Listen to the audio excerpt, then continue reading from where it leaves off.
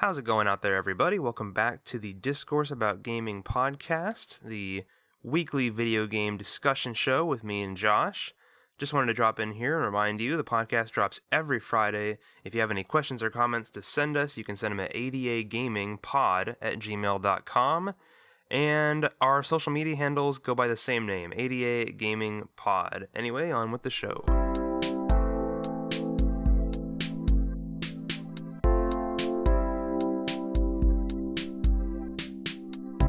Welcome back, everybody.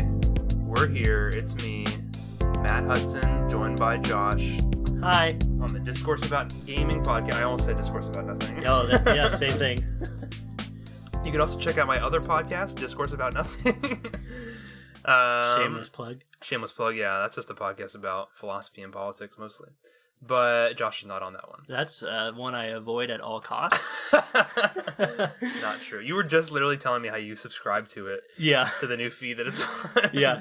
Rated it 5 stars. Yeah, I'm addicted to it secretly. Addicted to it, yeah. But don't tell anyone Even that. though it posts like once a year. Yeah. I got mad at you guys. You said you were going to start doing a weekly podcast, but nothing. Unlike this one, which goes up every week, every Friday. Except this one will probably go up Thursday night just to get it up early, just because it's a timely news thing. Yeah, we got some big news. Big PlayStation news. Huge news. Let's just get right into it. PlayStation 5 showcase just happened today at 1 p.m., 5 hours ago. I didn't watch the full thing. You watched the full thing? Yes. Yeah. So I watched some of it. I watched the Miles Morales gameplay clip. I watched the Final Fantasy 16 trailer. And I saw the announcements, like highlights. On top of that, I saw the big news that we're about to mention right now, which is the price. And the price! Finally! Finally! A month and a half! 2 months before the console launches. On November 12th, the PlayStation 5 regular is $499, and the PlayStation 5 digital is $399. Now, what I wanted to ask you is, do you think that they were intending on doing this price before Xbox announced their price? Or do you think they're actually trying to undercut them? That's actually really funny. I was thinking about that on the drive over here, that I bet you PlayStation 5 originally had their discless all-digital edition set at $450. So or even $499 maybe. That's what I was thinking. Oh, the same? I don't know. I feel like that's why it took so long for us to get the price, because they were both like, what's the Series X going to be? And since the Series X is $500, they're like, all right, the digital one's cheaper now. You're right. They couldn't go over $500. I don't think so. Like that would have been suicide. They could have. Like, I feel like if both of them did, they could have done it, and it would have they would have sold a little softer. You're talking about if Series X If Series X was $599 and PlayStation 5 was $599. Yes. They could then there's parity. But knowing Series X came out at $499, they had to match that with their top tier console. They had to. So they were. It's possible both consoles knew what the other one's price is going to be. Because there's crosstalk, they talk to each other, and there's like rumors and stuff. So that's probably why the Series S is so cheap. Because they're trying to undercut the digital edition. It's like they're trying to undercut each other in weird ways. Oh, it's so weird. It's weird because like we have the PlayStation 5 and Series X at the same price, technically. Okay. The same console, same price. Yeah. $499. It's nearly the same specs. And then you have the Series S, which is like the lower tier model, at $299. And it's like, whoa, that's way cheaper than the PlayStation 5 digital edition. But it doesn't play games at like a super great graphical fidelity. Yeah. And the fact that it's not going to play... I should also mention that this wasn't confirmed last week when we did the show, but since we recorded last week's show, they confirmed that Xbox One X enhanced games won't be playable on the Series S. And the games will be playable, but they won't run the advanced stuff. They'll have... Because it can't do 4K resolution with... To be clear, they won't run the One X versions, but they still will run the One S enhanced version, right? So they'll still run some isn't sort. That much of a difference between. I'm not sure. Yeah, I'm sure they'll. They say that, but it's like, I don't know what's the difference. Like, I'm sure they'll up the frame rate, right? Maybe they will. I think it's. Well, they said that the Xbox One games will just run like an Xbox One S. Period. And I think the reason is because The One X Enhanced is mainly just 4K resolution. That's the main bump. Mm-hmm. Like, a lot of games do have 60 FPS, like Gears 4 and 5. I can't think of another one. Yeah. They're all just 4K. Like, and then you can do, like, performance mode, and it just looks, like, blurry. Yeah. And runs at, like, random frame rates. Like, Jedi Fallen Order was just, like, stuttery and blurry and weird. If you did it on performance mode, and you just did it on the 4K mode, and it looked great. So, I think for Series S, Xbox One games will look fine, but I think that console is just designed to run the new gen at a lower resolution. That makes sense. Yeah. Yeah. Like we talked about, it has like the same CPU. It just got a worse GPU, so it'll probably look a little worse. Maybe they'll be missing like shaders and shadows. I don't know. Like, is it gonna? We talked about this last week, last week. Like, is it gonna look like a PC game on like medium settings? I kind of think it will. I think so. I don't think it'll look like a PC game at low settings. I think it'll still be. Yeah, it'll be like medium high, and then like the Series X is like ultra settings. You know. Yeah.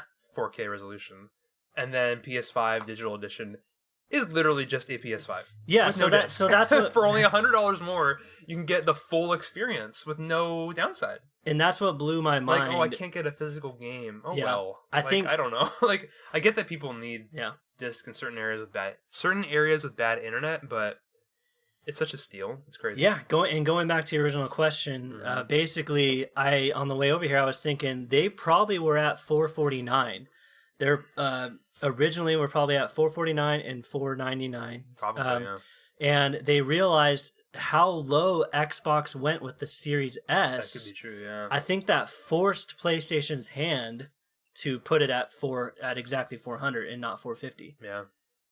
Did you see that thing of how a couple months ago in that Xbox showcase, the Series S was in the background of one of Phil Spencer's live? Yeah, like, because they're like all recorded their own little live like broadcast for the Xbox showcase. This was like a couple months ago.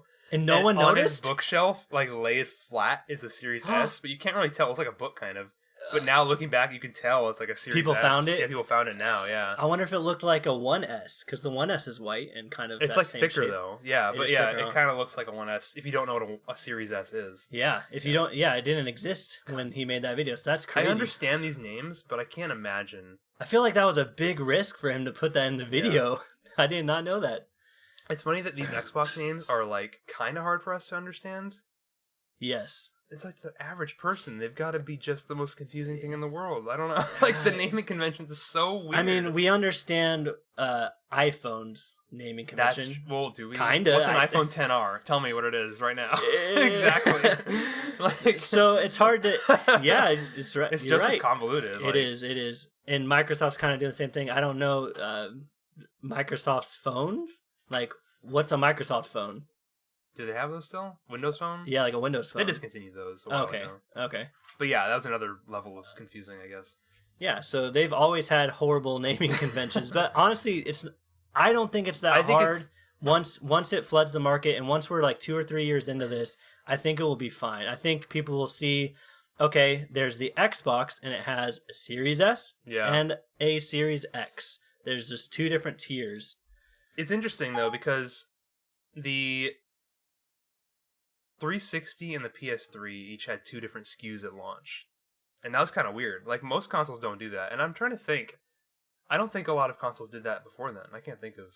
The 360 had two They had the no hard drive version, and then the 20 gig at hard launch? drive. Yeah, at launch. And you remember they had memory card slots? Yes, but I thought that was later in the life cycle. I didn't know that was at launch. They changed the name later. They changed it to, like, the arcade edition. But at launch, it was something else. Yeah. And then PS3 had the 20 gig version and the 60 gig version. And then, last gen we didn't have 2 different SKUs. Yeah, last gen PS4 and Xbox One. That was simple. I liked that. Xbox One probably would have done better if they had a SKU that didn't have the Kinect in it. They probably would have done a lot better. Yeah, they could have matched PS4's price. Yep. And Nintendo's always had, like, there's always been the Wii and then the Switch and then Wii U. Like, they're always just one SKU. But now we might get a Switch Pro. Yeah. If that ends up coming out. Well, we have the Switch Lite, so there is 2 there, but it wasn't at launch. It came later. That's true. Yeah, there's always redesigns. There'll be a PS5 Lite. There will be a... Oh, man, that's going to get so confusing. Yeah. What's the Lite Series X going to be called? I don't think they're going to do that. Series Y? I think Series X will remain it's pretty big, though. They got to redesign it at some point. Like a small Series XS? Yeah, like in 3 to or Series X Pro. I could see Series XS and then Series SX if they want to get really weird. I guess PS4 didn't have a major redesign. Now that I think about it. They just added another pancake on top of it. No, but like Xbox One has a smaller version, the One S. PS4 does have a Slim. It has a Slim. It has a Slim? Yeah. PS4 has a Slim. I'm gonna look that up. I know. It's the only thing you can buy now, I think. I think you can't even buy. Because I know there's the PS4. Yeah. And then they changed. Oh, you're right. I see it now. Yeah. I have seen this before. I'm surprised you don't have... I did know this, and I totally forgot about it. Yeah. Yeah. It's so long ago. Yeah. Okay. Yeah. There it is. GameStop. Okay. Yeah. 500 PS4 gigs. Slim.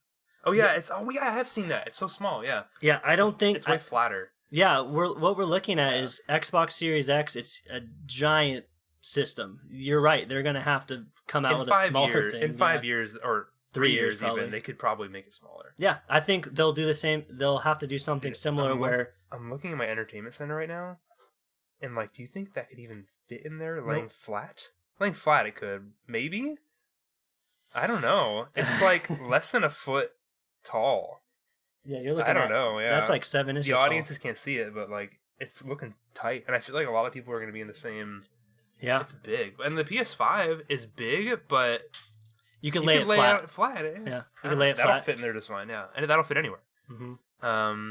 And it's funny. It's funny we're kind of talking about this because this kind of stuff doesn't really matter to me per se. I'll still buy it and find a spot for it. Yeah. I mean, I would too. But the mass majority of people, I would assume, are actually thinking about this. Yeah, they're having to think about size and if it's going to fit and that kind of thing. So you're right. It's interesting. We're back now to this vertical trend. Yeah, that was like a huge thing. It's weird, like the PS4 360 had a vertical, and even before PS2 was like had a vertical stand you could buy separately. But it's funny because the PS4 and the Xbox One were never. In fact, the Xbox One you're not supposed to stand it vertically. Really? Yeah, you're not supposed to. Because of the way it vents or whatever. Yeah. But PS4 and Xbox One are never shown vertical, and now we're back to that. I think what contributes to that is just the mass market of home, like Alexas and OK Googles and whatnot, right? Yeah. I think those sitting out and just standing up are like routers and whatnot. Everything kind of does that nowadays, and I think both of these wanted both Xbox and PlayStation. They want to put their console on display. I think they're going for that. Like, hey, look at this cool design that we made. It looks like an alien spacecraft. Alienware. An Alienware from the 90s. Yeah. I think they're just going for that. Like, hey, like be proud of this. And since gaming also is become more mainstream in the past decade, PS4 has sold over 100 million units. It's crazy. Wow. Yeah. So you didn't know that? I thought it was I thought it was like just over 100. It's over 100 now. It's approaching. Oh, PS2, that's right. Yeah. That's right. Yeah. PS2 I think set at 140 million. Wow. Which is the best selling ever. I think PS4 is approaching that. Yeah. Which is wild. So yeah, I think they're standing up and they're marketing like that because gaming is such a cultural thing and such a mainstream thing now. It's not embarrassing or something to have a gaming console when your friends come over or when parents come over. It's the parents themselves are now playing a lot more than parents did 20 years ago, 15 years ago, right? Except for my dad, he's always playing. He's a hardcore. Yeah. Playing Lord of the Rings, Return of the King. Yeah. So wait, really quick before we move on, what did you think of that price and that price point? It's great. It's crazy how cheap it is. It's totally undercutting Series X. So to put this... And I think everybody's aware that it's not the same thing as a Series S.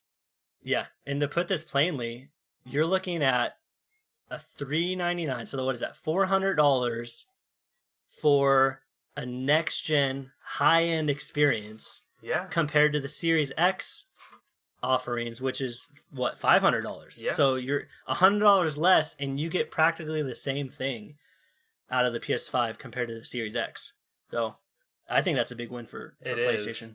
Pull up that the prices of all the consoles. So let's go through and look really quick before we tell like the launch games or whatever. Like how much each console cost when they came out. So like hasn't been Hasn't been that big of a jump. Here we go. But that's the thing. So the PS1 came out in 95 for $299. So in 1995, that's for inflation. That sounds expensive. In today's money, that's $500. Wow. That's more than the PS4 digital edition. 509. Or PS5 digital edition. And even the regular PS5, that's a little more. Yeah. So, like, adjusted for inflation, it's, like, matched. But even if we go to, like, PS2 is also $299. I'm sure that's even less than $500 that year. But if we go to PS4, like, which is more recent, that's 2013. Wait, you skipped PS3, which is the big debacle year. Yeah, you're right. Yeah, that's the debacle year. That's when they upped it to... Yeah, and they upped it. That is now... that's now $772. Wow, so that's why people were outraged. Yeah, like, think of a PS5 was like... So they pretty much jumped $200 from PS2 to PS3, and people were not happy about that. Well, PS2 came out in 2000 for what, $299? Yeah, $299. That's... Man, that's $451 now. Okay, so yeah, still more than the PS5 digital. Wow, and now PS4. And now PS4 that came out 2013. Oh, whoops, I was typing in PS4 instead of 2013. $399, which is the price it is now. That's $445 in today's money. So, so the inflation has gone up $46, which isn't that huge. I mean, it's only been 7 years, as opposed to the other consoles, which are like 20 years or more. So what this tells me is it's cheaper to buy into a gaming console in 2020 than it was 20 years ago, 30 years ago. It's cheaper to buy in for all of them. Yeah, and then like the Stadia too. Like I think they're streaming, you could just get it with nothing too. With digital becoming such a prominent future, right, of gaming, I think that's what they want, is they want an easy buy-in to get you into their ecosystems, and then you could buy digital from there. You could buy. And that's always been like I'm sure they're making, like you said, I'm sure they're making more money now that it's digital, because they don't have to sell as much to the middlemans, the GameStops and Walmarts and everything. I mean, they still are. I'm sure a lot of sales are still physical, but even now, like the pandemic and everything, digital sales are just huge. So... And the fact that the digital edition is going to be $100 cheaper, it's a win-win for them, because then they don't have to make as many discs, because so many people are going to buy the digital one just because it's cheaper. Yeah. It's like, why would I spend $100 for a 4K Blu-ray drive when... Who even cares about 4K Blu-ray? A lot of movie companies aren't even making them anymore. Yeah. It sucks, but like... I usually stream in 4K, exactly. Like Netflix, right, has... Their originals are 4K. And you'll be able to stream 4K video on the digital... On the digital systems. PlayStation 5. Both of them. Yeah. Except for the Series S. Yeah. And that's what makes Series S a little... Yeah. It does do 1440p. Yeah. And that looks good enough. Honestly. Here's the breakdown really quick. Series S is just the mainstream gamer console. It is what a majority of people will see, they'll buy, they like the price, they'll be fine with 14 whatever. They probably only still have 1080p TVs, right? So I think that's what that's going to be shooting for. And then people who buy into PlayStation, they want that next gen experience. Yeah. Oh. Well, the thing is like, it's even. I mean, even if you have a PS5 on a 1080p TV, it's still going to look way better than the PS4. It's like the resolution's not everything. Yeah. Because the One X had the same thing going for it. It's like you're going to get improved textures and... Performance. Yeah. Like you still see... Like even the One X, if you play it on a 1080p TV, you still get some boost in like texture quality and whatever. Mainly the frame rate on certain games. Yeah. So I think generally we're both happy about this. Yeah, I mean, who isn't? Yeah. You know, except for like fanboys. But yeah. I'm happy about it. Do those even exist anymore? On the internet they do, in YouTube comments. Yeah. So they told us specifically what launch games are going to be out on the console. So it comes out November 12th, like we said before. And they're going to have Spider-Man Miles Morales, which I think was confirmed already, but now it's like extra confirmed. And then this is just new games. So Spider-Man Miles Morales, Demon's Souls Remake, and then they also had... What else was there here? I think that's it for brand new games. Mm-hmm. Did they say if Rift Apart, like Ratchet and Clank Rift Apart, was coming? They said holiday 2020 in the conference. Oh, right. Okay. So that could be coming at launch. Probably not. Probably a little bit after. But they have other launch games. So, like, it's not on this list here, but I think Assassin's Creed is getting a day one patch to boost it. And then Call of Duty Black Ops Cold War will also be coming as well. And they also announced there's a multiplayer alpha for PS4 owners exclusively on September 18th. Oh, it's Friday. 2 days. Oh, wow. What else is there? Oh, yeah, they announced Final Fantasy 16. No release date whatsoever. The trailer looked pretty cool. They had some gameplay in it. Yeah. That I didn't expect. Yeah. No HUD, but gameplay. Yeah. I mean, cool. Maybe there is no HUD in the game. Who knows? Yeah. Resident Evil Village, which is basically Resident Evil 8. I did not see that trailer. How was that? Scary. I do not do well. I do not do well. Josh isn't a scary guy. I should have watched that trailer myself. But, yeah. I kind of tuned out during that. Close your eyes. Yeah, I closed my eyes and cried on my pillow. His wife came in. Oh, no. I mean, I was at work. Oh, so. Yeah, that's right. Yeah. Just got you in trouble from your boss. Yeah. I knew he was watching that PlayStation show. Yep. He was probably watching it too, though. Yeah. He's a big fan. Deathloop is coming, which we already knew, but that's still like just quarter 2, 2021. Devil May Cry 5 Special Edition is coming at launch, and that game's amazing. I played that when it was on Game Pass. So that'll just have all the DLCs, I assume? I don't know if there even is DLC. What's special about this edition? The special edition is mainly just that it is 4K. Upgraded to PS5. Yeah, PS5 standards. Probably uses a solid state in some way, maybe. And then new Oddworld game, Oddworld Soulstorm. A lot of people are excited about this one. I've never played the original. So. I haven't played any of them, yeah. Yep. So shout out to anyone. Oddworld fans, you're in luck. There's a new one. Yep. No date. Yep. New Five Nights at Freddy's games. Don't care about weird, that. What is that, a mobile game? That's a mobile game. No, right? It wasn't. It didn't look mobile. I don't know. It used to be a mobile game. Oh, I don't know anything about it. I don't know anything about Five Nights at Freddy's. And then the Demon's Souls remake, which I mentioned. Yeah. Day 1, November 12th. Fortnite is coming. Yeah! Fortnite is coming. I'm a huge Battle Royale fan. It's weird. As you know from last week, it's sarcasm. Yeah, that's what I figured. Fortnite, I don't know why they've announced this like 5 times now that Fortnite's coming. Like, yeah, we know. Who cares? Remember us? Yeah, it's going to have what? It already runs at 60 frames on PS4. Like, what's it going to have special on PS5? Dude, cool dances and skins. Ooh, PS5 exclusive dance. Yeah.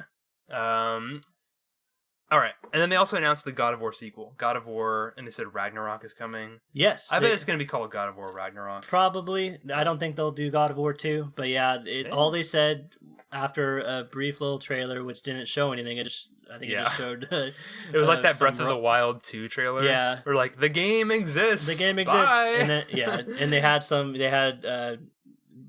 what's his name talking. God of War. What's his name? Cory Barlog? Yeah. Yeah. So they had him talking in the background. Yeah.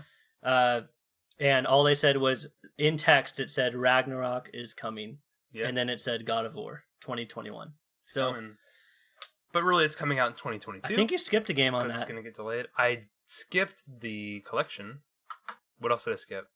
What's the first game that was listed there? Oh, shoot. What did I miss? Final Fantasy 16? I said that. Oh, third game. Oh, I missed Hogwarts Legacy. Yes. Because I don't care. No! I've literally only seen the first 3 Harry Potter movies, and that's it. Oh my god. Okay. I did not expect this reaction. Josh texted me before the show. Literally, I was at work until 1, and I didn't leave work until 1:20. And then Josh texted me at 1:20. Nothing about the show at all so far, just, oh my god, new Harry Potter game. It's ew. Dude. Wow, is that the whole conference? I'm glad at least I'm on this show, because I will champion this game. No, it actually looked cool, because it takes place in the late 1800s. It looks incredible. It's this weird prequel to the whole story, late 1800s? Yeah. When did the originals take place with Harry? I always assumed it was modern time, because he's... when he's in the real world. Oh, I guess 90s or I don't know, whenever it came out. 20th century. Really? Okay. I don't know. That's what I always thought. I could be wrong. No, you're probably right. There were cars. Yeah, so. Yeah, there were cars. So it's 20th century for sure, and this is obviously 19th or 18th century. Yeah, so that's cool. It seems my guess is you're going to create your own little wizard, And it's gonna be kind of Persona-ish, where you have. Have you played Persona? I've seen videos. I've heard people talk about it. No, but actually, I know what you're talking about. Because you have like the life sim elements. Maybe you have the like going to class. Yeah. That could be. Actually I think that's what they're going for. You create your own little wizard, and then you choose what family of spells you want to specialize in. Did it have any gameplay in that trailer? It was just like minimal. I couldn't tell if it was gameplay. I watched it, but it looked like it was just cinematics rendered with the in-game graphics. That's what it looked like to me.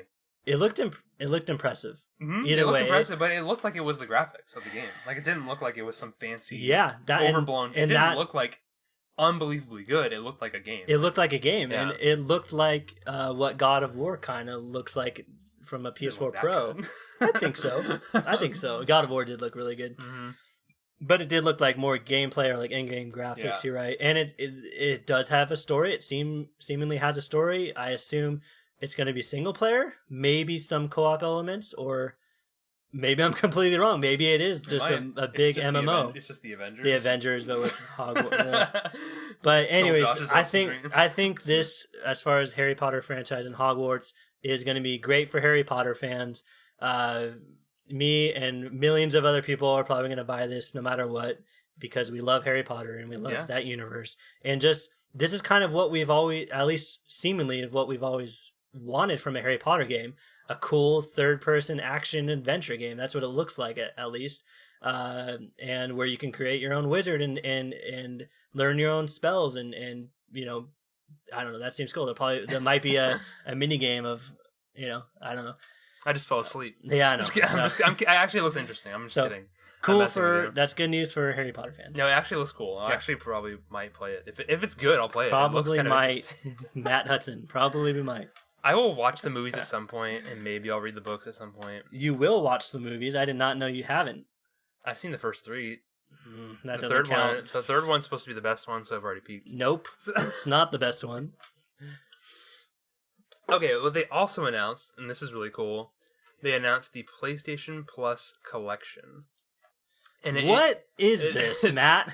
What is PlayStation Plus Collection? Coming exclusively to PS5, and it is essentially a reason to have PS Plus again. Huh. They're adding like a small list of essential PlayStation 4 games for free to your PlayStation Plus subscription indefinitely. So it's not like, oh, get these games for a month like it is right now. Yeah, for Game Pass or for PS Now, you might lose them in a month. Well, even not just so like with like backup, like for Game Pass, every first party game on there is not going to leave. You're right. You know what I mean? So and then third party games shift in and out. Yeah. Like there's games that go off Game Pass and then go back on like yeah, later. That's the best deal in gaming. So I guess if we want to compare internally, you're looking at PS Now, which you have games coming in and out. You don't have all the first parties. Yeah. And then you're talking more with your PS Plus subscription, you get the 2 games a month. Sometimes it was 3 or 4, right? Here's the thing. This list has third parties on it. What? You didn't know this? No, I thought it was all first party. So here's the confirmed list of games at launch on the PlayStation Plus collection. These are games you can play if you have a Plus subscription. If you have only on PS5. Only on PS5. So you could buy. So they're upgraded versions. Some of them. Essentially, you can buy a PS5 day one, and if you have a PS Plus subscription, you have all these games. Yeah. Right. So if you didn't have a PS4 and you're like, I'm just gonna get a PS5, and you download the subscription. Just with the sub alone, you have This is these games. This is This is their response to Game Pass. Right? This is their response to Game Pass, I believe. Well, because before I say the games, Game Pass is really comparable to PlayStation Plus and PlayStation Now, right? Because Game Pass is $10 a month technically. Yeah. If you don't have gold, it's $10 a month. Yeah. PlayStation Now is also $10 a month. But if you lump them together, plus subscription and Now, it is about $15 a month. $60 a year, 60 divided by 12. Yeah. Yep. So you're right. Plus and Now is like Game Pass Ultimate. Yeah. As far as price range, it's like around the same. It's probably give or take. That's a great comparison. But because Now comes with streaming, Game Pass comes with xCloud. Yeah. If you have an Android phone, Not if you have an iPhone, Yeah, which really sucks. You can't stream on your iPhone, but maybe it's still maybe someday. Still cool future, and it will eventually, I'm sure, be on. But the thing is that game streaming is not. It's not a thing yet. It's not even that good. It could take off. It could take off in the next but like, console generation. I have a decent internet connection, and I've tried using it. You, and like, I don't know how people with a poor you didn't do connection. the xCloud though. To be fair, you haven't done xCloud. I did PlayStation Now. Yeah, which but that should be just PlayStation has never been good at online stuff. Yeah. So PS4 was a little bit better. They bought that company though that is doing it, like Gaikai or whatever they're called. Really? Yeah. I don't know. Whatever. We'll see. We can maybe bring a review of xCloud later. I have some friends and family members that could probably play it and try it out with Android. Yeah, that have Android that I don't have Android. The main appeal of Game Pass is that if you have Game Pass, every single first-party Microsoft game, there's not that many, but every single one that comes out is on Game Pass day one. Yep, day one and brand new game. Gears of War 5, didn't pay for it up front, it's just on Game Pass. It's there forever. Halo Wars 2, Halo 5, everything. Every first-party game, even ones in the past, like all the Fable games are on there forever. Yeah, that's awesome. Especially if you missed out on those. PlayStation Now doesn't have that. They don't have any kind of promise of what's going to stay there. And every PS3 game is streaming. Yep. Whereas on Xbox, every single game is downloadable. That's on there. Which performs better when so you download it. There's pros and cons to each one. The pros to PlayStation Oh, is that... wait, you forgot Game Pass has EA Play now. Right. Which is a huge get. We should probably talk about this a little bit later. But EA Play has a ton of games. I don't think we talked about this on last week, did we? We might have mentioned it. No, we might not have known. Did they announce that in between shows? Okay, can you actually bring that up right now? The EA Play list of EA Play. Let's go into this a little bit because guys, Game Pass. We did mention this last week. We might have mentioned it. But I remember looking up the list of games. Okay, Game Pass now comes with EA Play, which includes all the Madden games. Yeah, we did mention this. We didn't list off the games though. There's some crazy games that you can get with this that EA Play that I forgot EA even published. I mean, it's mostly just sports games. No, it's not. Look, okay, pull up the list. I'm pulling up the list. Hold on. Okay, it's not in the easiest spot to find it.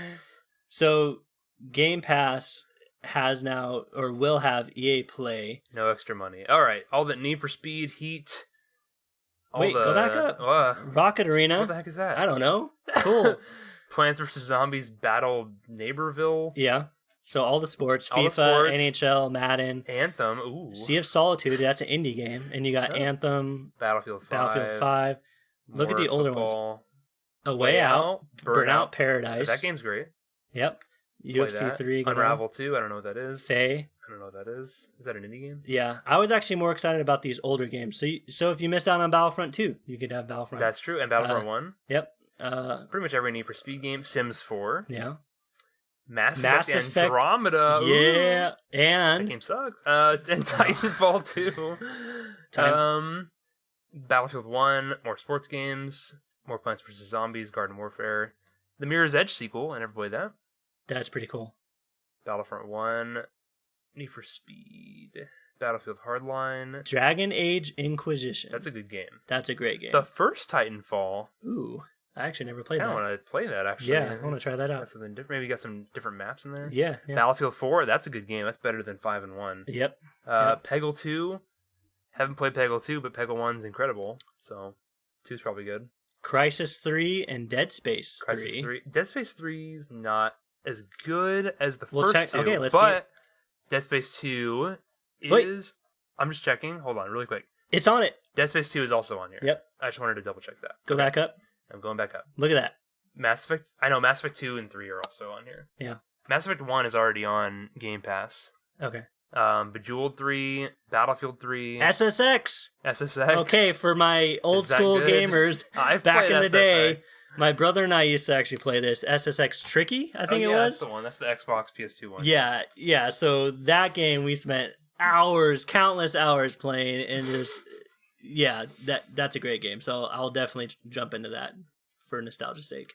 The Skate games are on here. At least Skate 3 for sure. Crisis 2. Battlefield Bad Company 2, that's a good game. Huh. The original Mass Effect. Oh no, Mass Effect 2. Mass Effect 2. Mass Effect 1's already on Game Pass. Oh, is it? Dante's Inferno, that's an old game. Dragon Age Origins, that game's good. Is that the original? What is that? Yeah, it's better on PC. the console versions are kind of lesser, I think. Maybe I don't remember how. Maybe it's updated now. That It it's could on. be. No. Battlefield 1943, it's like a little kind of smaller game. That was like a downloadable $15 game.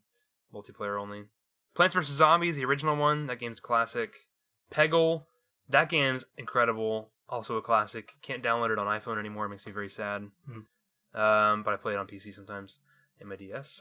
Mirror's Edge, the first one. We mentioned the second one's on there too. And yeah, like you mentioned, there's a ton of old games. So the original Dead Space, which is incredible. Have you played that? No. It's spooky. That's why I got stoked when I saw this. It's really good. When I saw this list, I was excited to jump into a lot of these. The first Dead Space is like Resident Evil 4, like 5, like quality game. Mainly these old games are what are exciting me. Army of Two, which might have working co-op. Bad Company, Crisis, the first one, which just came to Switch. Medal of Honor Airborne. That's an interesting game because Medal of Honor Airborne is like, it's like an open world shooter. What? But it's not open world. So like, really crazy side tangent. We're talking about Medal of Honor Airborne. From 2000 what? 2007? I remember playing this, like one of the first games I got on my PS3. You start off, you're a paratrooper in every level, and it shows you the map. You're Fortnite. Yeah, you're playing you Fortnite. Drop into the map, but Wow. you can drop into any part of the map you want. Pre-Fortnite. Pre-Fortnite, yeah. Wow. But it's just a single-player game. Okay. It's got multiplayer too, but the single-player specifically, you're on this map, and you have a list of objectives on the map, and you can just start whichever one you want in your own order. It's not open world. I was joking when I said open world. But it's like, you can play the level non-linear. Basically, you can do it in any order you want as far as objectives. That's cool. You're talking about the campaign. That's cool. The campaign, yeah. Okay. That's cool. Maybe I'll try that one out. Black is a shooter made by the people by Criterion. They made the Burnout games. That game doesn't hold up super well. I played it like 5 years ago or so, but it's still good. Yeah. It's like... Is it Burnout but shooting? Yeah, like you're shooting stuff and you're trying to like shoot like gas tanks and blow them up and cause a bunch of explosions, and it is good. Is it arcadey? Kind of. Okay. Yeah. Zuma, another classic PopCap game, and then Bejeweled 2. And that's pretty much it. So I didn't read off some obscure, weird indie stuff. But still, after seeing that list and after hearing you reread that list, man, I am excited that all of those games are coming to Game Pass. Yeah. To your Game Pass subscription. That's incredible. I don't think you'll ever have to buy an EA game again if you have Game Pass. And if they continue to do this, because I bet you they're going to put EA titles that are, maybe a couple months old, maybe 6 months old, to start putting them on it. I think it's 3 months. So that's not bad. Yeah. So 3 months from, October, you could probably play Star Wars Squadrons, which I know a lot of people are excited for. I have friends that are really into like the old school Rogue Squadrons. Oh, yeah. And that game looks incredible. It looks fun. It looks, it looks like it might be, it's not necessarily my type of game, but I'm going to try it out. And especially if I have EA Play, maybe I'll wait, and then I'll play. I don't have to buy it. Yeah, no one's going to buy EA games I know, on Xbox. Watch this cut the sales of EA. So, every game confirmed for the PlayStation Plus collection. So this is just, like, day one. Wow, that was a side tangent of the I know, decade, we went down a freaking rabbit hole. Okay, so bring it back. What were we talking about before? PlayStation Plus collection. Let me break open a new White Claw. White Claw? It's actually my second White Claw I've ever had in my entire life. That is crazy, actually. Yep, I don't drink White Claw, but that's all you have, so cheers. It's just, I don't know, it's just healthier. Oh, yeah? Just you don't get a big thing of beer. You know what's also healthy? Whiskey. Is Straight it? whiskey to your gut. Yeah. It's good for your soul. Anyways. So, the PlayStation Plus collection, now they have this list of games that are coming day one, and it's PlayStation 5 only that can play these backwards compatible. They didn't say if any of these games are enhanced. I'm assuming some of them might be, but that remains to be seen until it happens. Naturally enhanced. They also didn't confirm naturally enhanced. Well, what I mean by that is like if you have a decent running PC, it's gonna play World of Warcraft a lot better. Consoles, it looks smoother, right? Yeah, but with consoles though, it has to be like optimized to look for the new hardware. PC games already look for new hardware, and in fact, some PC games have to have patches for new hardware, or else they have like weird visual glitches, like shadows will make characters disappear, like Wow, random okay. stuff like that. Yeah, Did not know that. So Yeah. maybe they'll have to start doing that for a console. lot of times they're fan patches. Yeah. So it's like if a game doesn't have like a official patch from the developer, then it's just not going to look any better. It's going to be the same game. One of these days, we're going to bring on my brother Scott to this podcast because he is pretty much an exclusive PC gamer. Oh yeah, And he knows all the ins and outs of PC gaming, the rig and everything. So yeah, he could probably help us out with that. So for the Plus collection, they didn't confirm if games will leave. So in this article, it says Sony hasn't said if the collection is for a limited time only or whether the library will change over time. Either way, these are the games. So God of War, for Sony first party, The new reboot. one. Yeah, the new Okay. one, 2018. Monster Hunter World, which is a Capcom game, third party. Final Fantasy 15. Those two games are on Game Pass too, by the way. Fallout 4, Mortal Kombat 10. All those are third party. Wow. Uncharted 4, Ratchet and Clank, Days Gone, Until Dawn, Detroit Become Human. Those are all first party. And then Battlefield 1, just kind of thrown in there randomly. Random. That is not EA even game. 5? No, just one. 5 is like a year old. Battlefield 1, just that one. All right. Infamous Second Son. Maybe they looked at like the Most played the PlayStation 4. No, even like they looked at the games like everybody's playing like. Nobody's playing Battlefield 1. All right, let's just get that multiplayer population back up and just throw it on that collection. Infamous Second Son, which was Sucker Punch's last game before Ghost of Tsushima. Okay, keep going. Sorry. And then Batman Arkham Knight, another third-party game. Great game. And it was on PS Plus. I wish they would just put the first two on there as well. I wonder the if all of collection. these were on PS Plus at one point. I wonder. I bet they were.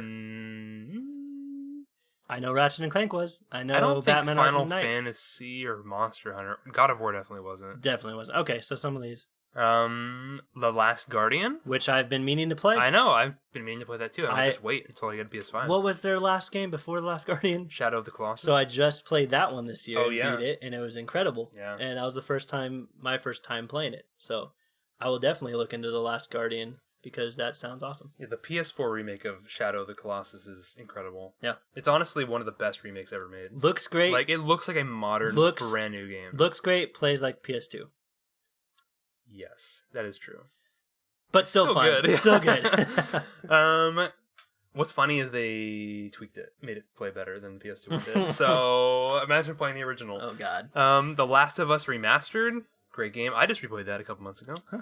Persona 5, the original one, not the new Royal, but the regular one's still good. That's interesting because I think I will jump into that. I was about to pull the trigger on buying Persona 5 a couple months ago, I think, and then I said, "No, I'll wait," and then I'm glad I waited. Yeah, I would say just play that because Persona 5 Royal is like the complete experience. Yeah. It's also insanely long. That's right. Like, it's like long. The original game took me 90-something hours to beat, and Royal apparently is like 50 hours longer. Yeah. I was gonna. That's insane. Knowing that, I haven't beat Royal I was yet. actually gonna give up and just miss out on that one for this generation. But now that it's coming to PS5, that's pretty cool. I'll It's try it very out. much an acquired taste too, just because it's so long. Yeah. And Resident Evil 7 is also coming, which is on Game Pass right now, I believe. We have a lot of fans of Resident Evil that that I believe listen to our podcast as well. Really? So, shout out to you guys. I thought you were about to go into like listener feedback about this listener right here mentioned Resident Evil. Yeah. All 3 of our listeners are writing in, you know? All 4 of them. Yeah. 4 now. Okay. I know. I think, okay, so aside from that, they also talked about, we already knew about Horizon 2, but they confirmed that Horizon 2 alongside Spider-Man Miles Morales are also coming to PS4. So Spider-Man Miles Morales, which is coming out November 12th, you can get it on PS4 November 12th for $50. This is a smart move. Same price. Same price? As the PS5 version, yeah. That's In fact, I think it's cross-buy, if I'm not mistaken. I think if you buy one, you get the other. Makes sense. I thought I read that somewhere, but I don't know if that's true. I'll have to look that up next week. But it probably hasn't been answered, honestly. Yeah. All they said was, by the way, like on Twitter, Insomniac tweeted, by the way, and Spider-Man's coming to PS4. Yeah, it's like, to me, this isn't that surprising because you're about to abandon what, like you said earlier, 120 plus million PS4 users, and they loved they loved. I mean, we all loved Honestly, Spider-Man though, 2018. So I feel like you think a lot of people will want to buy? I think Not 120 million. No, I think it's so affordable for how much people thought it was going to cost. Yeah. Like, everybody's like, oh, it's going to be 600. It's going to be 700. It's going to be like, everyone was just like fearing the worst, how much it was going to cost. And it's literally just the same price as the PS4 launch. That's crazy. And I think people are probably... I think there's going to be a shortage. Yeah. I think it's going to be hard to find one for like the first year. Especially... or first couple months especially at least. that cheaper version. I bet people will have to buy the more expensive version just because it's the only one available. Like, you can't find the digital one. There's just stacks of the regular one in Walmart or whatever. We all know the Series X will have a surplus, so... Because who the hell is going to buy a Series X when you have a PlayStation 5 that's next gen and you have a Series S from Xbox that is a great steal?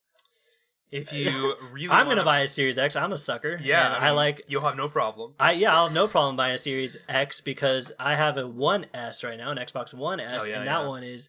It's old. It's old. So I want the new thing. I want to future-proof my gaming consoles anyways. I tend to do this every couple years. I want to buy the best and the newest and on day one because I want to get the most out of it, right? I want the most time out of it. Yeah. No, that makes sense. I've had the same PS4 since February 2014. Wow. I think you had a launch one still. Or you did. Now you have a Pro. I had a 2013 launch PS4 day one. And then I upgraded to the PS4 Pro pretty much day one. We're saying the years like they're like cars or something. Yeah, 2013. Matte black. Yeah. Well, there's what's funny is we mentioned earlier there's the PS4 and the PS4 Slim. Did you know there's another model in between that? What? That has clicky buttons instead of touch. What? Like a push button. Is that a technical term? Clicky buttons? No, I'm making that term up. Because the launch PS4 has the touch-sensitive buttons that aren't physical buttons, right? Yeah, fuck that button, dude. That thing turns on every time I walk by the damn thing. PS3 had the same buttons, launch PS3, and then the 360 Slim had the same thing. And I remember my dog, like, growing up, would freaking sniff the power button and just, like, turn the console off. You think they would have learned. Yeah. But now, Not the dog, the people making the dog needs to learn. Ruby? Rudy? Yeah, Ruby. Yeah, Ruby, yes. Ruby? The PS5, I don't see any buttons on it at all. Zoom in a little bit. I mean, if you listeners, go ahead if you have a chance. Obviously, if you're not driving, but if you're driving, do it too. Yeah, pull over, be safe. But look at the PS5 and kind of zoom in, see if you could see any buttons. Wait, I see them. A little slit. Look at this. We got two buttons here. Now, are they buttons or are they sensors? I think they're buttons because look at this. The disc one has two buttons. Why would it have two? One's an eject button. An eject button. And the discless has one button, probably just a power/rest mode button. Most people... Okay, I can't say most. Oh, and there's a little USB port on there. Yeah. I can't say most people, but I assume... I don't remember the last time I touched the button. Oh, yeah. I never touch the buttons at all. I literally just hold down the button and hit rest mode or power off or whatever. Yeah, I only use the controller to turn it on and off. I kind of forget it has buttons. Yep. So hopefully going into the next generation, we don't have to deal with this shit. I remember the first time turning a console on with the controller, like 360. And your mind was blown? The Wii or whatever, like, it blew my mind. Yeah, 360. Yeah. 360, PS3, and Wii was the first gen to do that. 360, that felt like the future. Yeah. Like, whoa. I didn't have the first console I had of that gen was the Wii. And I got a PS3 like mid 2007 and then a 360 in 2010. But I first got the Wii and it has like a power button on the Wii remote. Yeah. And I thought, does that turn the Wii remote on and off? Like turns off the wireless controller? Yeah. Because that's what they would do. Like on PS2 and Xbox original. I always want to say Xbox One. I think it was plugged. Though, I don't remember PS2 having wireless remotes. No, but if you got like a third-party wireless, okay, there'd be like a button to turn the controller on or off or whatever. That's right. And you have the Wii thing, and you hit the power button, and it turns the console on. It's like, what? Dude, it's like, how far we've come. I know. I remember just wireless controllers being a thing was like mind-blowing. I wonder when we're going to get that next wow moment from consoles and gaming. It's possible the solid state will give us some wow moments, but it's so technical. It's very technical. Not like it's like VR where you can't just like look at it. It's gonna be one of those things where we're not gonna. We might notice, like the hardcore gamers are gonna notice the load times. Yeah. But the mass majority of people, because it's working as intended, aren't gonna notice it. Yeah. That's my prediction. It's one of those things where if nothing's going wrong, you're not gonna notice if something's going wrong, right? So they confirmed some prices for the games as well as the controller. So the DualSense controller will be $70, which is insanely expensive, but we've kind of just accepted that reality now. Compared to the Joy-Cons, with the Switch Joy-Cons being $80 for a set of them. Yeah. Whatever. Yeah, it's their fault. It's just Nintendo. And then they're like broken half the time. Yeah. The stupid drifting sticks. Yep. So all 4 of mine. Are you serious? Yep. I can't. I don't want to buy only the left anymore. ones for me. That it's probably because you use it the most. Maybe. I don't know. And it happens sometimes, not all the time. But anyway, they confirmed Spider-Man Miles Morales will be $50, which is $10 cheaper than... No, $10. Well, $10 cheaper than games now, but $10 more than what we assumed because Uncharted Lost Legacy, about the same tier game. That launched at $40. I believe so. I think it's 20. I think it's 20 now permanently, but I think it launched at $40. Yeah. The Sackboy game is going to be $60, and then that looks cool. What is that, like third-person action platformer? Yeah, it's a sumo game. So going a different direction than Little Big Planet 3. Well, it's made by the same people as Little Big Planet 3. Yeah, Sumo Digital. Yeah. And then there's Demon Souls. They confirmed will be $70. I think that's really insane. Oh man, because it's a PS3 game. It's a PS3 game. Is this a remake or a remaster? It's a remake. It's a full remake. It's made by Bluepoint. They made Shadow of the Colossus remake. Yeah, which was incredible. So it's probably gonna be really good. Yeah.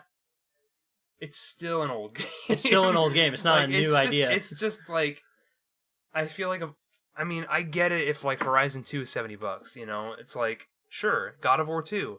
Ratchet and Clank Rift Apart, brand new game, takes advantage of the solid state drive, loading in like these new worlds instantly. You know, $70, I get it. Yeah. Demon Souls is a PS3 game remade. Like it's just what weird. What else was there? There was that was it. That was it. So and then there was like Astro's Playroom, which is like a pre-installed game. We're looking at $50, $60, and $70 price points for launch games or similar. I kind of like the varying prices. You do? I kind of wish games costed different amounts depending on what they were. You know? Yeah, like it's the developer sets it. Yeah, like it's dumb that every game's is $60. That makes sense. Yeah. Like, why is that? That would help with the whole where people are complaining. Oh, this game's $60 and I played it for 2 hours. It's only, like Mario 3D All Stars should be $20. Yeah, agreed. Cyberpunk should be $80. That should be free. Nintendo should be giving us Mario's. But like Cyberpunk could be like $80.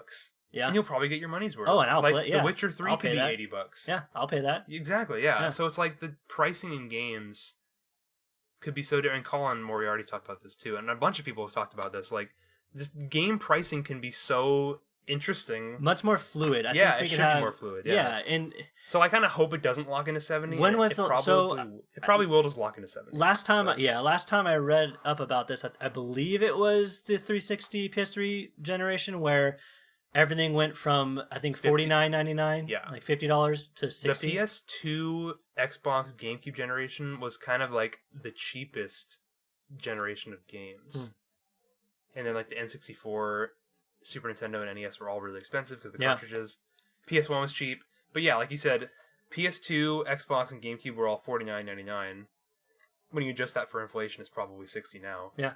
But games have become so complex and so insane, and they haven't changed prices since 2005. That's insane. It's crazy. And you have to think of the developers here, but I think I know where you're about to go.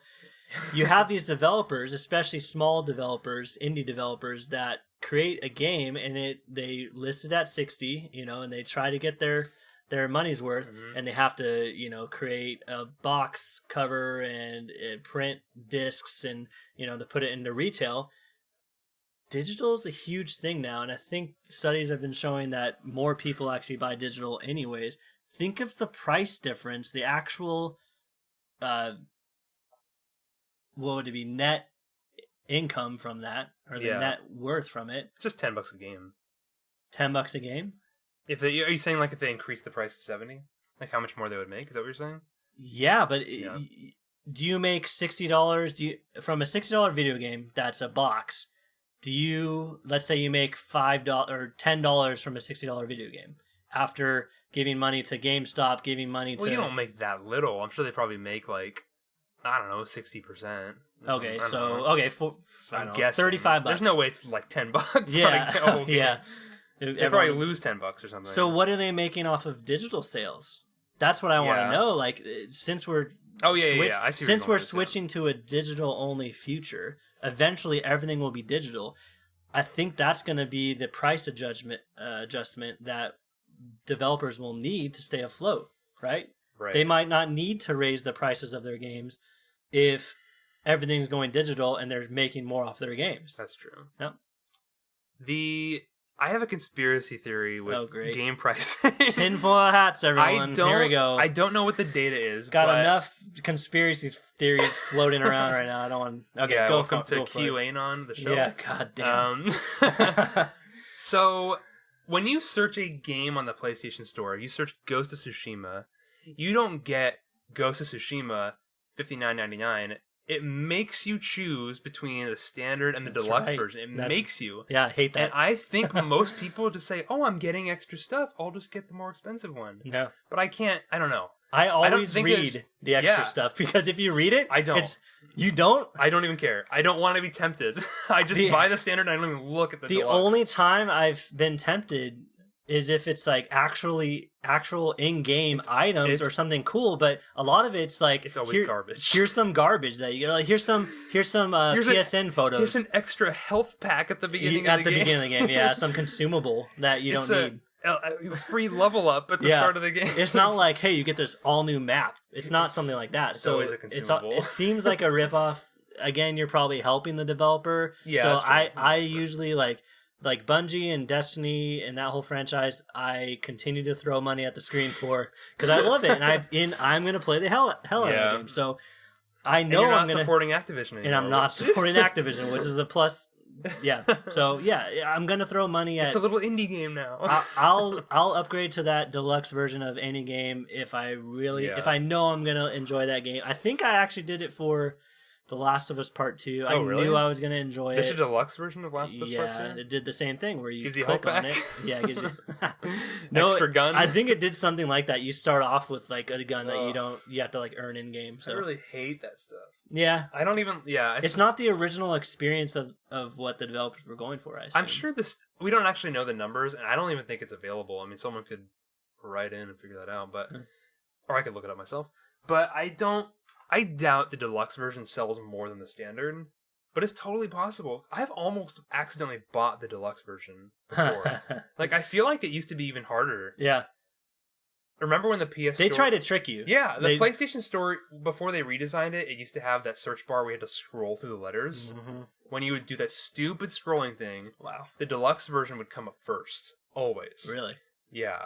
So you had to dig through a bunch of files in order to get down to it. Now you click on the game and it says, okay, which one do you want? I believe it takes you to a game page now or something. Yeah, and then it like has you choose the version. Yeah, and they say, here's the game page and here's the multiple versions. Here's all the DLC. Here's the, the map pack or whatever they call it nowadays.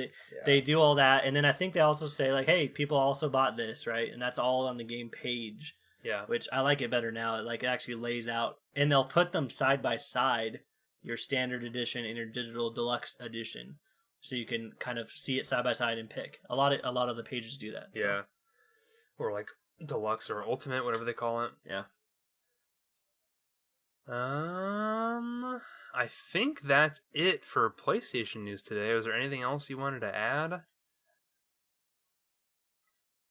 I think we covered everything. I'm trying to think back right now because I watched the conference as I was working. So I was working at the same time. I kind of glanced at things while they were playing the trailer, and then glanced back when I noticed I wanted to see the beginning and the end. So I missed a lot of the middle of each trailer.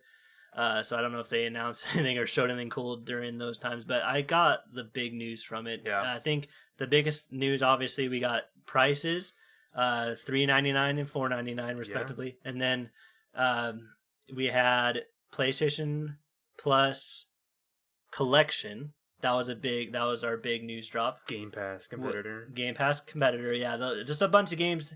That's great for people that can't buy or can't afford games right when they just forked out $399, $500 for a new console.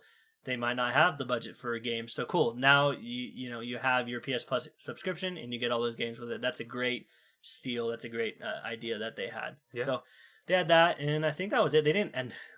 We didn't talk about this, but they didn't say anything about PS Now. Oh, that's true. Are they getting rid of it? No, there's no way they're getting rid of it. It's probably just there. I was really hoping they would lump in Now and Plus together into some $15 a month Game Pass style subscription. Yep, just like Game Pass Ultimate. Maybe they will, but they haven't yet. They probably won't. That's got to be the future of just games. Just get rid of PlayStation Now and just include it with Plus. Yeah. Honestly. Yeah. It's weird to me that they're just separate. Yeah. I mean, PlayStation Now used to be $25 a month? Yeah, it was something ridiculous. insane. Yep. And Game Pass came in and just blew them out of the now water. it's $10 a month. Yep. Oh, and we didn't mention that pre-orders start tomorrow. Tomorrow! Which is wild. I can't. How did we pass over this? Okay, so this wasn't actually casually mentioned. It tweeted later. It wasn't actually in the conference. There was a ton of info tweeted. Yeah. But the fact that Demon's Souls was a launch game was tweeted by Jeff Keighley later. After? Yeah. What did they not think of these? Jeff Keighley was tweeting them before the PlayStation official account was tweeting them. But it wasn't a big deal. It was just the comments were why wasn't this in the show? Why is Jeff having to tell me this stuff? Yeah, PlayStation does a great job of presentation and showing off really cool games. They do communication is horrible, and I think Xbox does a lot better job so far. At least this generation. Even just the smart delivery. Yeah, smart delivery, easy to understand. Well, also just Xbox. Xbox kind of has this thing going for it now, where it's just everything works. Everything works. You have a game, you it can works. Play all the games. All Xbox original, Xbox. Majority of any decent 360 game you can think of is going to be playable. Yep. I mean, even the shitty ones. There's some obscure ones that I think still aren't backwards compatible, but 90% of every game you would ever even want to play from 360 or original Xbox is available to play. Think about it and put it into, type it in and it'll come up. Except it'll be way too expensive. It's usually $50. So most of those old ones are $20 sometimes. 15 or $20, yeah. I think original Xbox are 10. 10 and then 360's 20. Yeah. Sometimes they're on sale, but 20 for an old game, Yeah, 15-year-old game. It's what the heck? You want to buy King Kong for $20? Yeah. Oh, that game. That movie. Okay, now I gotta watch that. Why? I don't know. 3.5 hours or whatever? Yeah, too long. All right. Also, really quick, I typed in Halo Combat Evolved. You're like a little kid. I typed in Xbox 20 on my computer. Dude, and I put in my old Halo Combat Evolved disc, which I have an original one of. It doesn't work. Oh, really? Xbox's big ship franchise or whatever is flagship. Is that what you're trying to say? Sorry. Yeah, flagship franchise. That's staying in. Yeah. Oh god. It doesn't play. It didn't work, and I couldn't find it, and it's because of Master Chief Collection. But Halo 3 is playable. Yeah. Try an Xbox. I have Halo 2. The original. Try Halo 2. Maybe I'll try that. I'm gonna put that in. I think I might have tried that and it didn't work as well, but try it. Try a Halo 2 disc from original Xbox. If only this was a video podcast, we could just show the audience right now. Yeah. Maybe one day we'll evolve into that. Yeah, then it would require editing. Anyways, let's move on from that. That's great. That's a ton of PlayStation news for you guys, and I know both Matt and I are very excited for this. We think the price points are great and very aggressive and very competitive. So yeah. Sidebar. We were talking about my launch PS4, and when I remember when I first got my PS4, March 20 what my brain's broken. February 20. It was actually March. It was March 2013, and the first game I got was 2014 because it came out 2013. 14, you're right. Yeah. And I got Metal Gear Solid 5 Ground Zeroes, which was that little $20 cheap game that was just a prequel to Phantom Pain. It was It was the prologue to Phantom Pain. Did you play Ground Zeroes? Yeah, I played the first little bit. It's an hour long. It's really short. That game is 1080p, 60 frames. Really? So that just set me up for disappointment for the entire rest of the generation. Yeah. Because that game, like that game, like going from PS3 to that game, Yeah. that game looks good. Yeah. Phantom Pain looks like better than that game. Mm-hmm. And they both And Phantom it plays Pain, smoothly, I assume. both Phantom Pain and Ground Zeroes, it's 1080p, 60 frames, and they play amazing. Wow. And like seeing that game on my TV, like in and then going down to 24 frames in The Division. Yeah. Or, it just like it set the bar so high, and it's funny to look back now, like where everybody's freaking out, like why isn't Assassin's Creed 60 frames? And it's like, how on earth was Metal Gear 60 frames? Like, yeah, that's crazy. All right, so let's move on from the news and get into what we've been playing this week, and it's not much. What have you played anything? I had limited game time this week, and so all I played was Diablo 3. All you played was Diablo 3? Okay, Yeah. so all I played was Destiny 2. Yeah. So there was Iron Banner this Same week. game. Yeah, or last week there was Iron Banner, and then this week a little bit was just some cool things in the game. They're doing a lot of things, so I don't need to talk about that. Don't want to get down the Destiny rabbit Destiny hole. 2 is just comfort food for me. Yeah. So if I'm having not a rough week, but if I'm having a busy week or a rough week, I jump into Destiny 2, throw on a podcast, put some music on or whatever, and just play and kind of tune out and turn my brain off. Really, it's not that hard of a game, and especially if you play the same things over and over. So I'm just grinding for different things. So. Yep. I'm a little over like the halfway point of the Diablo 3 campaign. Oh, cool.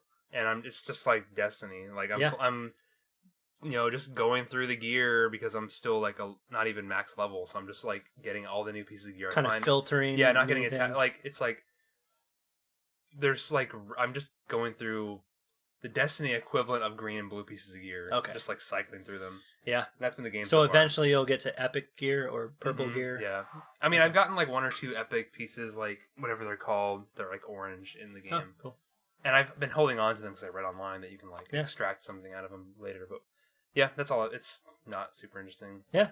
Are you going to get Mario on Friday?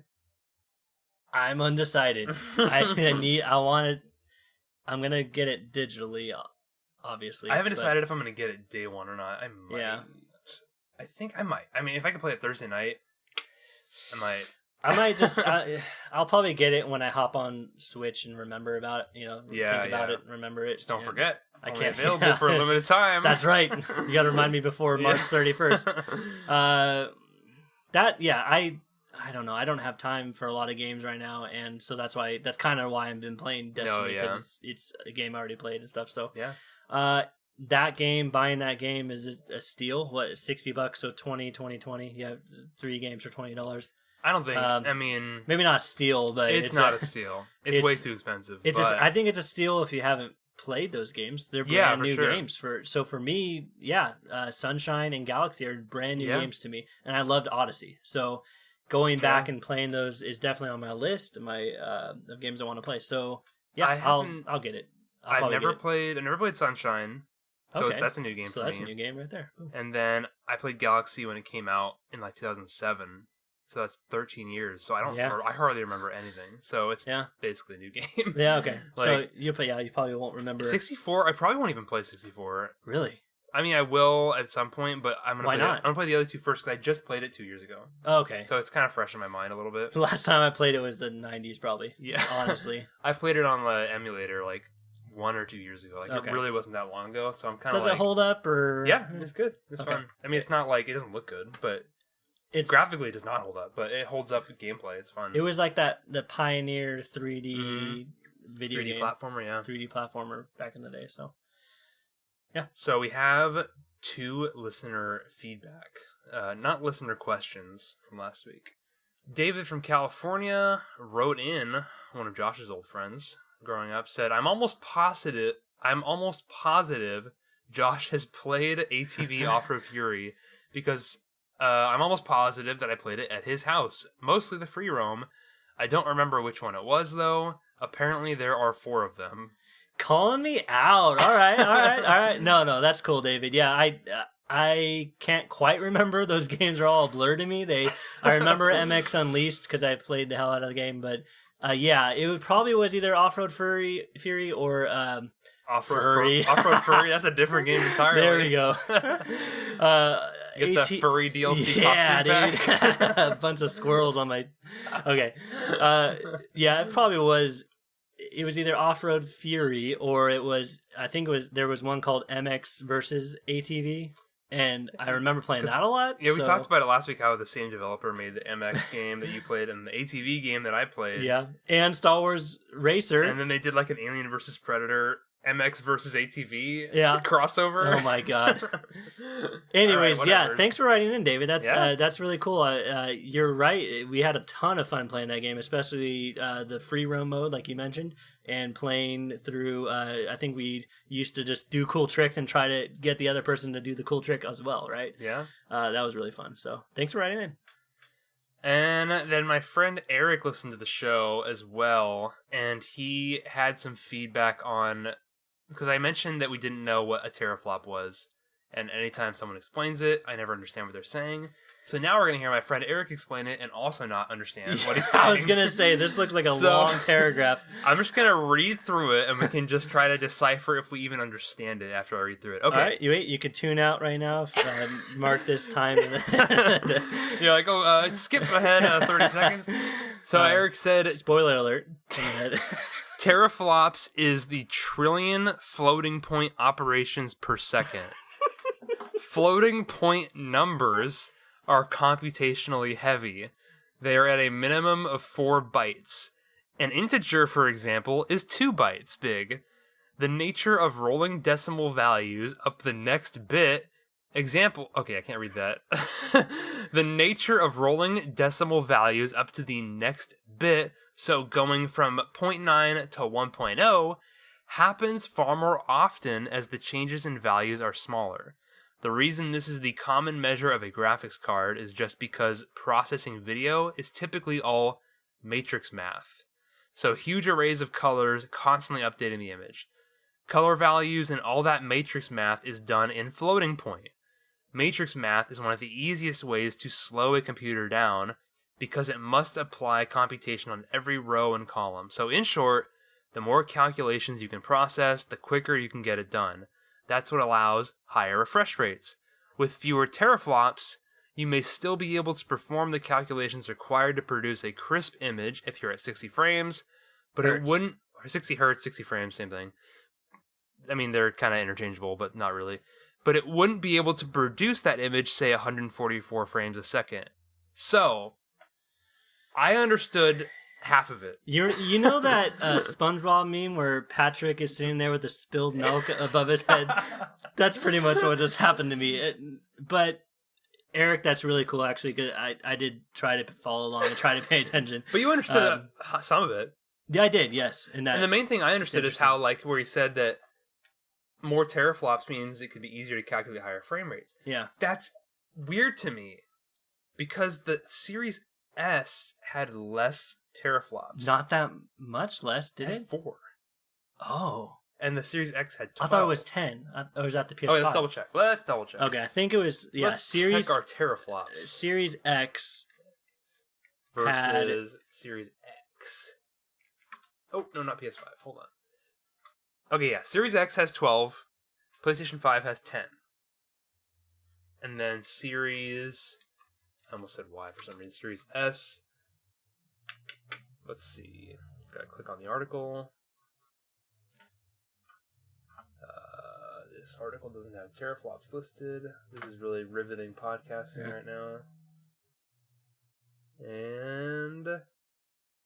wait for the article to load. I can't even talk about anything because I don't know any of it either. Okay, Series S teraflops. Let's just look it up directly. 4. It's got 4 teraflops. So what is that? I don't know. Yeah, but they said it can run 120 frames. Certain games. That's impressive to me. So does teraflops even mean anything at this point? Some people argue that teraflops don't matter, but I doubt that's true. Eric's making... Maybe you can maybe teraflops are useful if you're building a game a certain way. That's what it sounds like to me. So if your game is optimized a certain way, you can get away with not having them. So a PlayStation 5 exclusive game can get away with having 10 instead of 12, and a Series S game can get away with 4 instead of 10 or 12. Yeah. I don't know. Yeah, so I don't think this is all over our heads a little bit. Yeah, I don't think the 10 to 12, to what I'm reading from Eric, I don't think the 10 versus 12 between the PS5 and Series X actually matters. Probably not. It's probably not noticeable. I guarantee on a grand scale. I guarantee you all the Digital Foundry comparison videos like PS5, Series X, same. They'll look exactly the same. Every cross-platform game. Yep.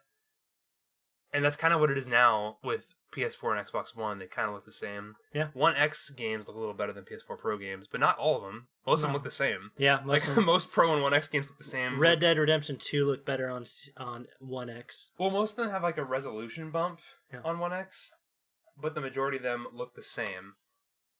I know there's some exceptions, like Warzone Modern Warfare looks ridiculously better on One X for some reason. Yeah. Okay. Like the Xbox One regular version of Modern Warfare looks like a 360 game. Oh, man. It looks so bad. That sucks. That's besides the point, though. Yeah. Thanks for writing in, Eric. That's that seems it's interesting, and it goes over our heads a little bit, but I a lot of it. From what I'm gathering, it won't matter too much. I think it matters more on a developer, from a developer standpoint. That's what it seems to me. Like if the developer knows how to work with that system, they'll optimize it. So going from there, that's the reader questions. Wait, I think I have more, right? That's right. You had feedback. That's right. So I had some feedback, and Danny from California writes in and says, quote, "You have the makings of a great podcast. You and Matt have great chemistry and flow," end quote. That's so kind of you. Thank you so much, Danny. Okay, I'm watching Josh read it, and he like didn't read the whole thing. So that'd be amazing if he just skipped over all the negatives. The main negative that he did bring up, that's funny you brought that up, is we should be a shorter podcast. Eventually, we'll probably get That's down. weird. Yeah, he says... Because every podcast I listen to, people are always like, don't care. I don't care how long it is, yeah. Yeah. Everybody's listening on their freaking commute, or they're like doing work in the background. Yeah. And they just like... I think from Danny's perspective, he does listen to a lot of different podcasts, and he brings it up here actually. He says, "You may want to limit the runtime to 45 to 60 minutes. As you know, I listen to a ton of podcasts, and that seems to be the sweet spot." I think he's saying more for future proofing and all that. The 45 to 60 minutes seems to be a good formula. That's what he's noticed. So thanks for writing in, Danny. That's awesome. Thank you for your feedback and kind words. And then Maddie from California writes in and says, quote, "Dude, I love the podcast. It's making me want to play so many games. Not just Formula One. You have such a good podcast voice and presentation." Well, thank you. Just you. Just me, I don't. Not Matt. I stumble through all my words. I think I was like slurring half my words last week. I slur all my words, and that's just normal. I'm not even trying. I should probably work on that. But yeah, the first 5 minutes of last week's podcast, I couldn't stop coughing. It's so annoying. You were trying to edit it out. I couldn't edit it out because we're recording on one microphone. Yeah. If we were recording on separate mics, I could have just cut my mic on those points. It's just in there, and I couldn't cut it out, and I was like, oh well, what am I gonna do? Yeah.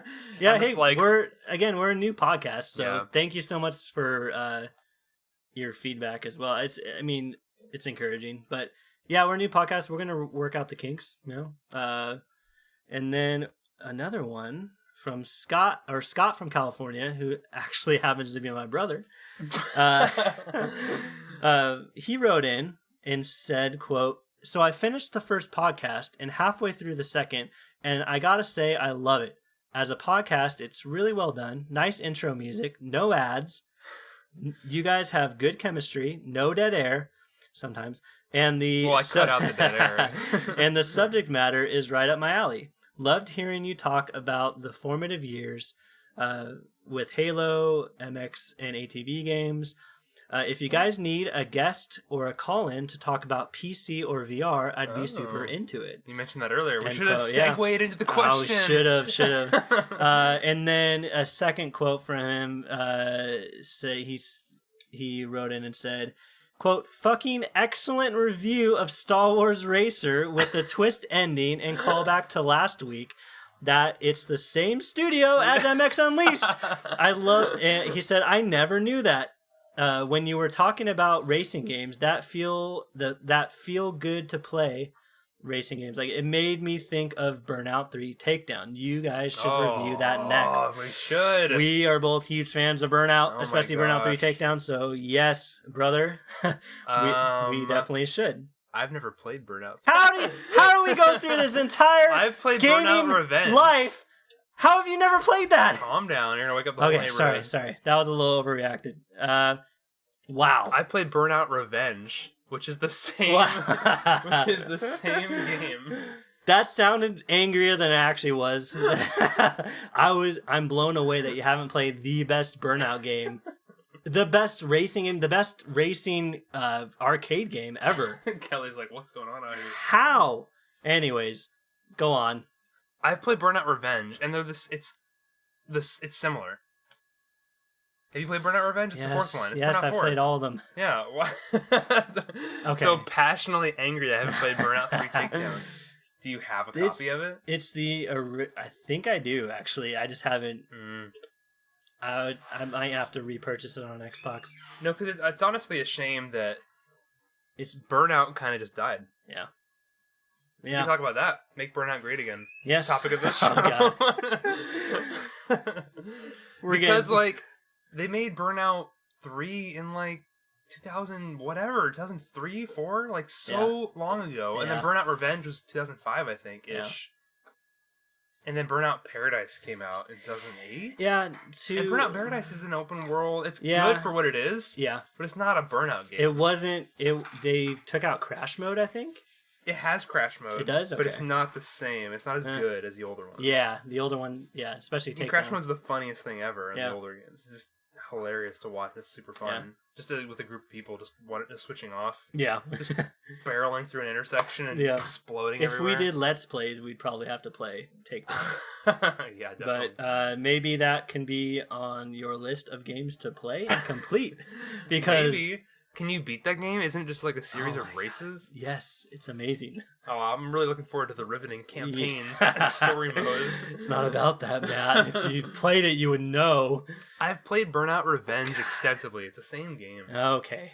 Matt doesn't know what he's talking about. I know what I'm talking about. In fact, Burnout Revenge is just an upgraded version of Burnout 3 Takedown. Takedown is unanimous. What does Takedown have that Revenge doesn't have? The word Takedown in the title. Exactly. I can't quite remember. It all was fun. You actually had Revenge. You had the 360 version, I think. I remember seeing that on your game shelf back in the day. I thought it was a 360 game. It was on original Xbox as well. Okay, like the end of the life cycle. It was in between life cycle. Okay. I had it on PS2. Okay. Wow. Yeah. Wow, that's really old. Yeah. That's how old that game is. Because then Paradise is awesome, and I like Paradise, and I even played it on PS4 a little bit when it was on Take Plus. down to the Paradise. Oh, copyrights? That's the game. I don't think copyright strikes exist in podcasts. Okay. Unless you play a full song, maybe. I don't know. I don't know. Podcasts have less rules. You would always load up Paradise, and it would play Paradise City. Yes. So. You play Burnout Paradise? Yeah. It's just... That game isn't as good just because you have to drive around an open world. Yeah, you drive to the thing. And drive to the thing. Yeah, just let me pick up. Drive to the thing. And... Let me. Oh, it's too soon. Too soon. I don't know. He didn't die. He just died in our hearts. Yeah, in our childhood nostalgic era. Good old Mr. Huxtable. Oh. Anyway. Moving on. So Little Bill is a great show. Yeah. Oh, well, thanks for writing in, Scott. Thanks for... Let's wrap this thing up. Gonna have to, limit the audio when Josh screamed at me. Yeah, my bad. Thanks for writing in. That's great. And that's so awesome that you guys are writing in and engaging with us. We encourage that. We love it. It makes for a more riveting show. And it makes us happy, I think, and sad for... So 3D All-Stars comes out in 2 days, and I'm really excited to play it. Except, so everybody should check out this YouTube channel called Modern Vintage Gamer. And he's this guy who's obsessed with video game emulation, And he has a ton of really, really nerdy videos about how video game emulation works and how you can like download emulators on your 360 now if you want to. Like, there's all these crazy things you can do with old consoles. Great channel. But he had a new video that he just posted that talks about how Super Mario 3D All-Stars is not a port. So, for people who don't know, if you play... So, for example, Shadow of the Colossus... That's not a good example, sorry. So, the Halo Master Chief Collection is a port. It's not an emulator. They re-optimized those games to run with Xbox One hardware, even though they're Xbox 360 games. An emulator is a software that pretends it's the old console.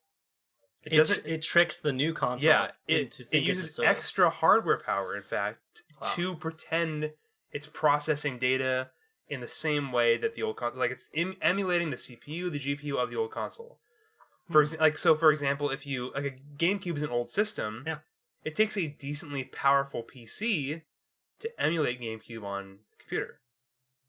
So, I'm explaining this because they found out... You're saying powerful PC in today's world? Yeah, I mean, like, moderately powerful. 2015 powerful PC? I mean, if you played at 30 frames, 480p, not that powerful. But if you wanted to play it, like, 1080p graphics, upscaled with higher frame rates... It's possible? Yeah. That's cool. I could show you after the show. I have it on my computer right now.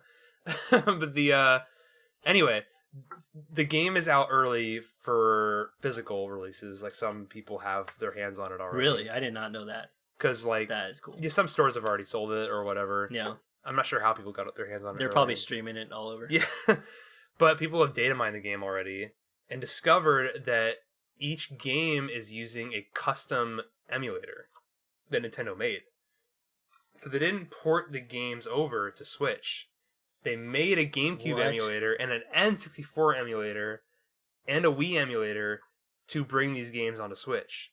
So it's on the software side? The main thing is that my thought was that they made these emulators for these games. They might use them for future games. Ooh. Like, they made their own little N64 emulator to run on Switch.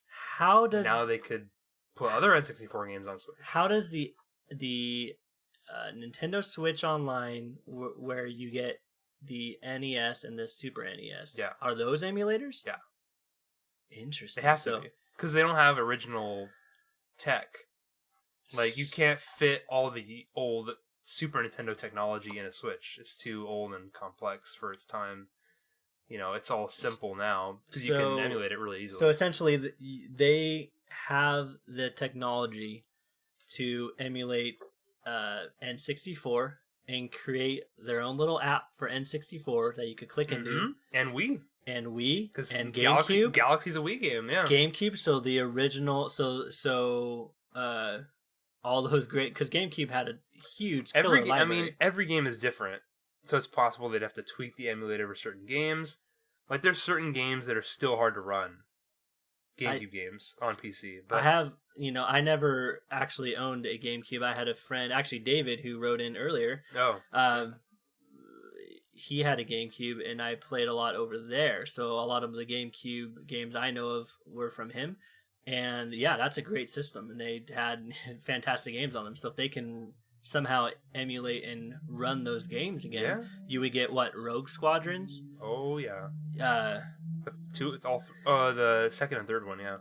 Well, the first one's on N64. They could bring that one over too. What's the one I'm thinking of? The main one that was from GameCube. Metroid Prime. So you would get all those, right? Yeah, the Metroid Prime trilogy is on Wii. It's their first two are GameCube games, but then they made them widescreen with Wii controls for Wii, so they could take that game. See, they couldn't just emulate it because they want to put stick controls on it because they had motion controls. We don't want that. Honestly, it wouldn't surprise me if they're working on a Metroid Prime trilogy for real, like an actual port, not an emulation.